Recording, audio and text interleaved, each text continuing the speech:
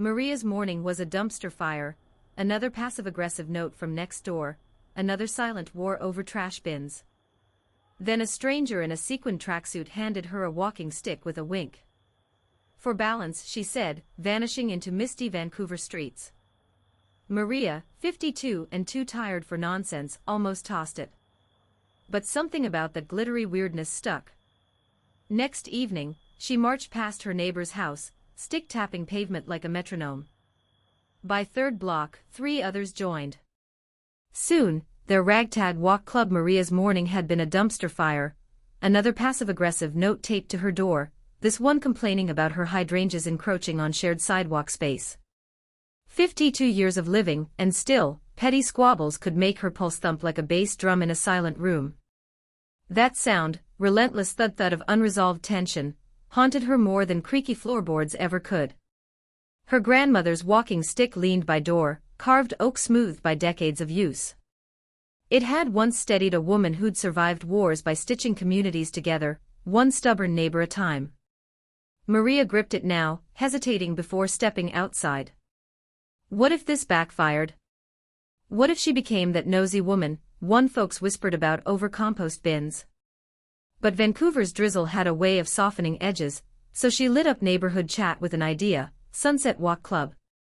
No agendas, just airing out.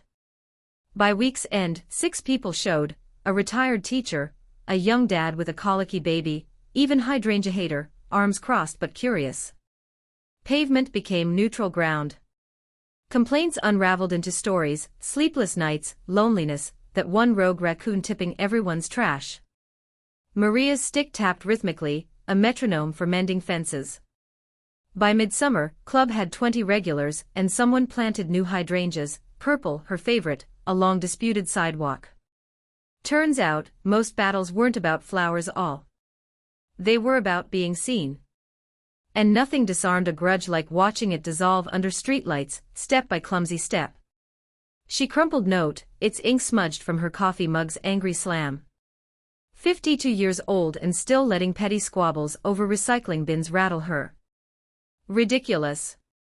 She grabbed her grandmother's cherrywood walking stick, carved with ivy vines, a relic from a woman who'd solved family feuds with pie, and stormed outside.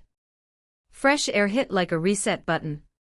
Halfway down block, she spotted a cluster of folks stretching near community center, neon sneakers glowing under Vancouver's drizzle.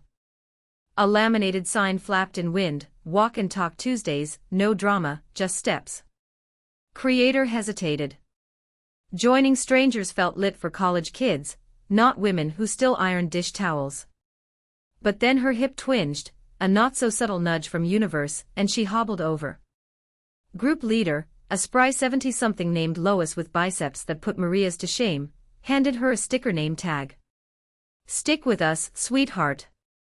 We've fixed more beefs than this town's pothole crew," she snorted, then tripped over a rogue acorn. Crew erupted in laughter, not her, with her.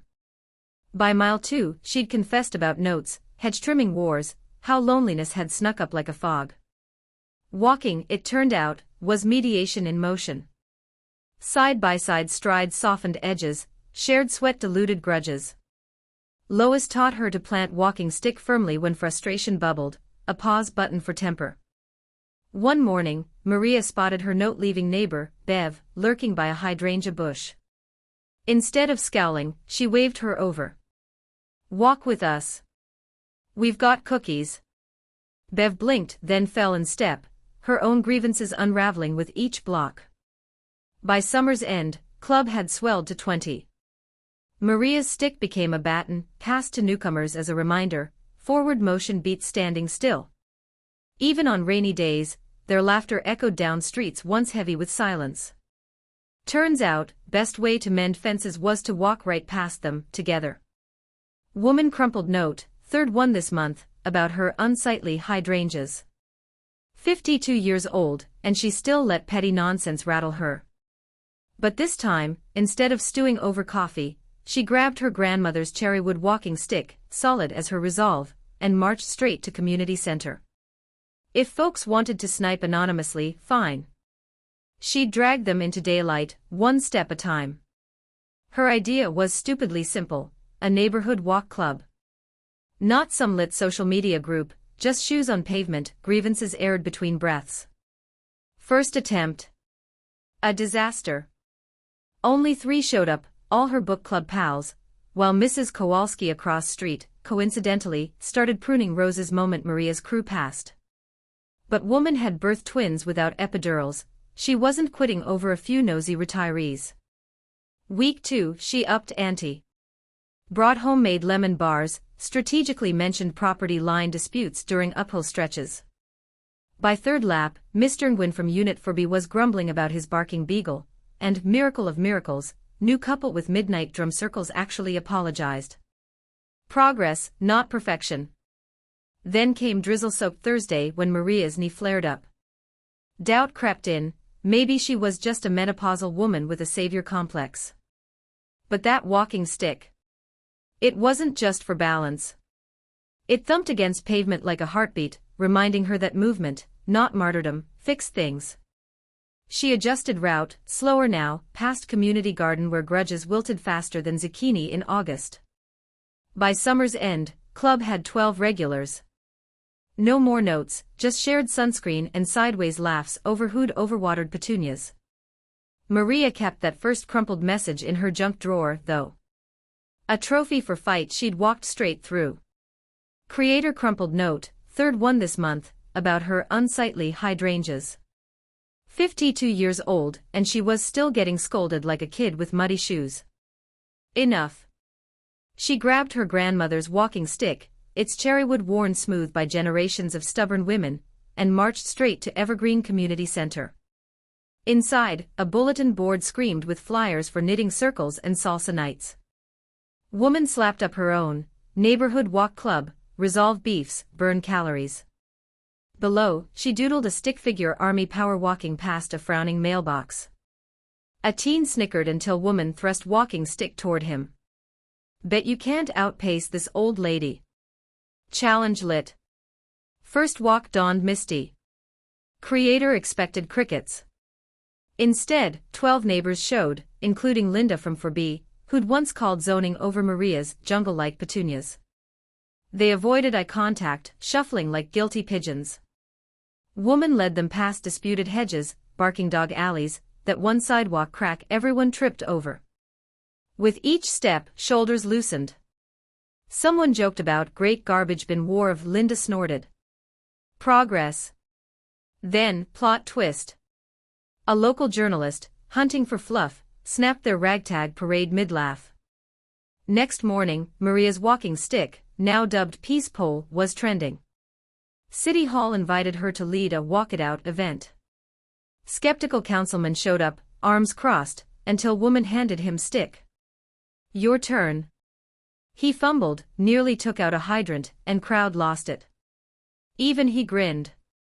Back home, Maria propped stick by her door, hydrangeas swaying defiantly. This was her start. And Vancouver. It was finally walking talk. Maria's morning had been a dumpster fire, another passive-aggressive note taped to her door, but by sunset, she was striding down her Vancouver block, walking stick in hand, leading a pack of neighbors who'd traded side-eye for side-by-side steps. What started as her odd habit, muttering to hydrants like old pals, became a movement. Every evening, she rallied folks' community center, her stick now a baton of peace, tapping out rhythms of connection. Disputes dissolved with each block circled, no grumpy showdowns, just shared sidewalks and swapped stories. By week 3, even guy who'd sicked his yappy terrier on her azaleas joined, leash in tow. Maria, 52 and suddenly neighborhood's unofficial mayor of Mending, didn't just walk, she guided, her stick pointing out dandelions pushing through cracks, proof resilience could be pretty. By month's end, club had its own lit group chat, potluck sign-ups, and a rep for turning feuds into friendships. Her stick, once just for balance, now stood propped by her door, a silent sentinel of solidarity.